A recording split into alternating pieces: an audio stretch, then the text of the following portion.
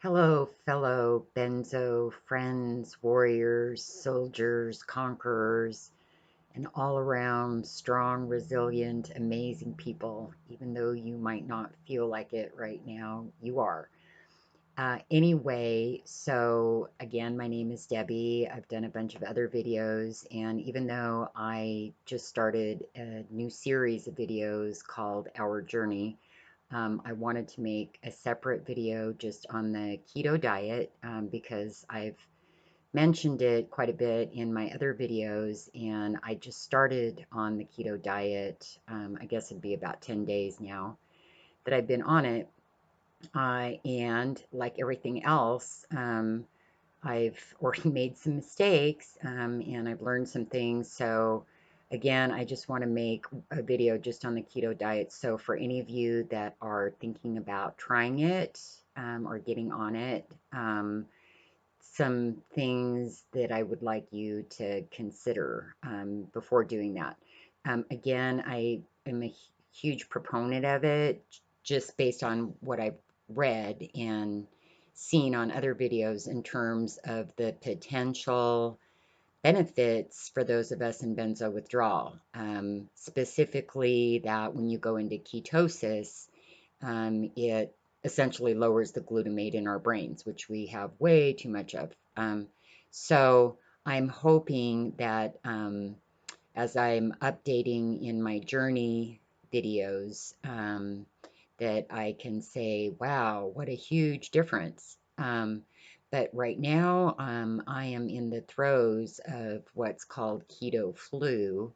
So, anyway, like I said, I started 10 days ago, and I, like I said in my other videos, I feel like I've been eating pretty healthy for the last couple years, so I thought just jumping right into it would be fine, um, which is what I seem to do with everything, because somehow I think that I'm the exception to the rule, or I have superpowers and I can, do things that other mere mortals can't. And hmm, not always true. It's like my first failed taper where I was going to be off in 90 days, and well, that didn't work so good. Anyway, um, so, um, and of course, the last thing that I want to do is scare anybody either, because I know I might be looking a little poor today, because I'm feeling um, pretty crappy.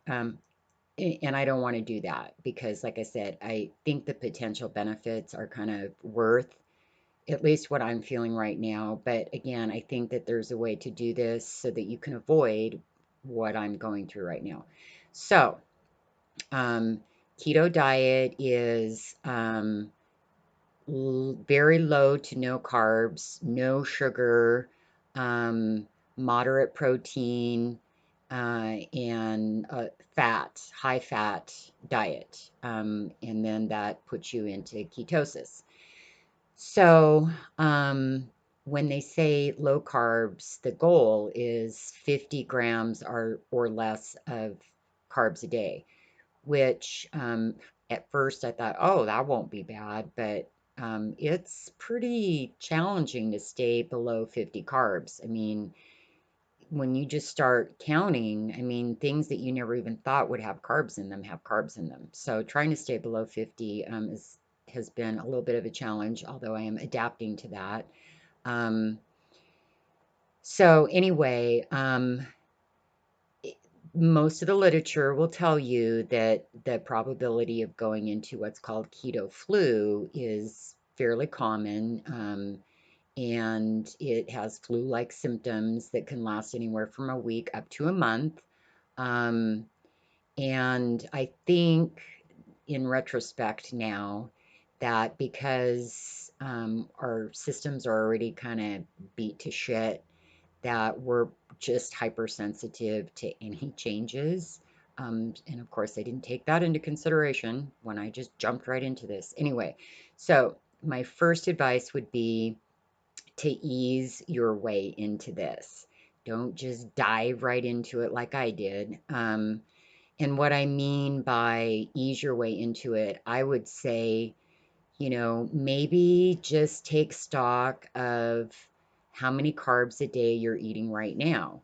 And then I would just, over the course of a month, just slowly reduce that. So let's just say you're eating hopefully not more than 150 or 200 carbs a day, because that's way too much. And I can probably bet you most of that is sugar, crappy food. Anyway, so I would spend a month just gradually working your way down to that 50 carbs. Again, I jumped right in and tried to do like only 20 grams of carbs a day, which was um, way too drastic a jump on top of like zero sugar. Um, so I would just really ease your way into it. It's the same principle as tapering. When you try to cold turkey, or when you try to do it too fast, look what happens. And here's what I think is interesting. So if you look at the symptoms of keto flu, it's fatigue, constipation and or diarrhea, stomach upset, dizziness, headache, bloating, nausea, trouble falling asleep or staying asleep, foggy thinking. Hmm, they sound so familiar to uh, benzo withdrawal. But what's kind of funny is I am definitely experiencing all of those right now. And I can tell that it's not withdrawal. It's this. And yeah, it's really unpleasant. The sleeping part is a huge drag right now. Um, anyway, so the other thing that you're going to want to do is hydrate a lot. I mean, we already need to hydrate a lot when we're on benzos, but you have to do it even more with this. And so I think that was kind of another mistake I made, that I just didn't increase my water intake enough. I actually went out and bought some Pedialyte today to mix in with my water, not the flavored stuff that's got all the sugars in it, but just the regular Pedialyte. Um, and then I also am going to attach a list of foods you can eat and foods that you need to stay away from. Because in the beginning, it seemed like, oh my God, there's like 8 things that I can eat, because I don't like any of the other stuff. But as I've really gone through the list, I've found more things. I've gotten a little bit more creative. It's awesome that it's high fat, which means I can keep eating my mayonnaise. And cheese, cream cheese. I went out and I bought some flavored cream cheese today, strawberry and salmon, because they're super, super low carb. Um, and then I found some recipes for some things. They're called fat bombs, which are kind of like pseudo dessert kind of things made with cream cheese and whipped cream. Haven't made them yet, but I'm pretty excited about that. And then you can do dark chocolate. And actually, I can do like a good sized square of dark chocolate once a day, like 72% cocoa. So that's awesome. So again, there are some pluses to it. It's not complete, misery.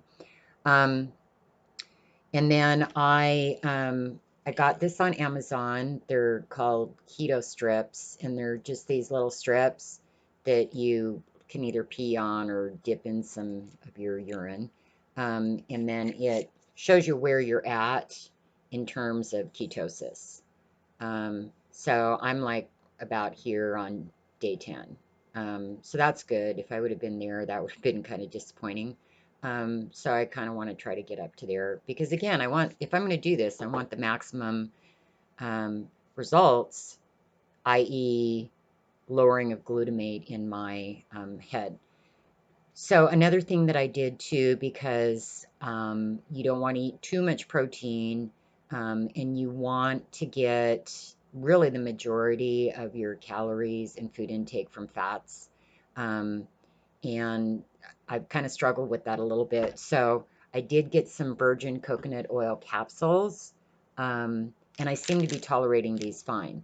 In the past, I've talked about the fact that I've had a really hard time, like with all supplements, but virgin and coconut oil seems to be fine. And, even if you don't do a keto diet, this is a good thing to do anyway, because there's lots and lots of benefits in coconut oil.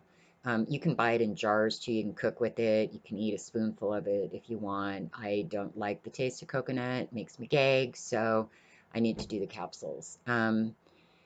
So anyway, those are basically the things that I wanted to talk about. Again, I don't want to scare anybody because I'm feeling kind of crappy right now, not looking so good.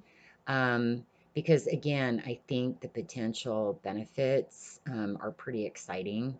So again, I'm hoping that here in a week or two, I can update on this and go, yeah, it definitely makes a difference in how my withdrawal symptoms are. Um, so anyway, if you have anything you want to add or any comments or have any questions, just put a comment below. I try really hard to answer all questions or comments. And again, please feel free to subscribe to my channel. Got some great playlists on there. I've got quite a few videos I've made so far. And again, my series of Our Journey videos, I just started those a few days ago. So, soldier on. You guys are doing awesome. We're going to get through this together. And I just wish you rapid healing, lots of peace, lots and lots of love. And I'll talk to you soon. Bye.